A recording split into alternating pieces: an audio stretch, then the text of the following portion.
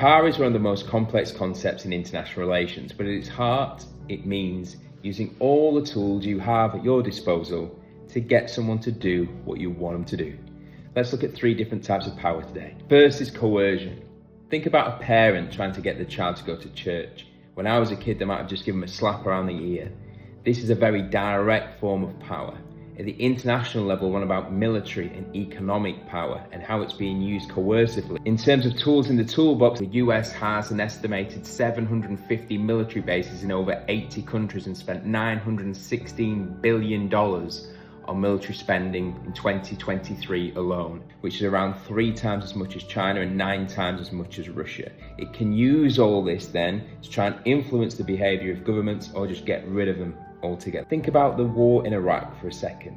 The United States implemented economic sanctions to try and change the behavior of Saddam Hussein.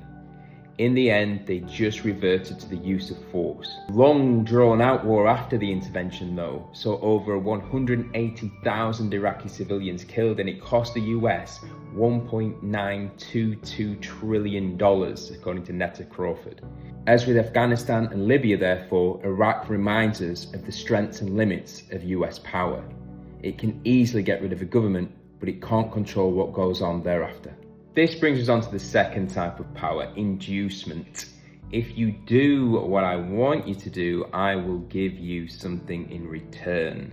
So the parent may say to the child, if you go to church on Sunday, I will give you some sweets. You often see this with International Monetary Fund structural adjustment policies. For example, following the Greek financial crisis of 2009, the IMF basically says, hey, we will give you this financial package, but in order to get this, you need to restructure your entire economy, your tax system, your pension system, etc., etc.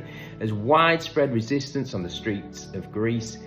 The Greek government didn't have to accept it, but essentially did because they wanted the package. Third form of power is persuasion. It's about appealing to ideas or values to try and get someone to behave in a certain way. So a parent may say to a child, you should go to church on Sunday because it's the right thing to do. A good example of this is the United Nations.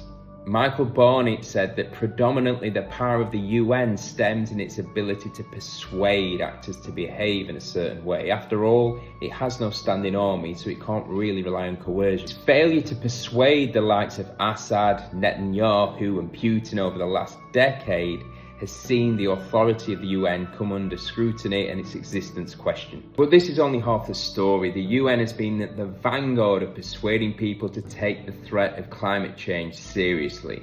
No, it can't force governments and corporations to act, but we would be even further away from meeting climate change targets if it wasn't for the United Nations. Overall, power is a slippery fish in that it's hard to pin down, but we all have power and it's up to us how we use it. To go back to the last video, Donald Trump used his power to forcibly transfer over 4,500 children from their parents at the US-Mexico border.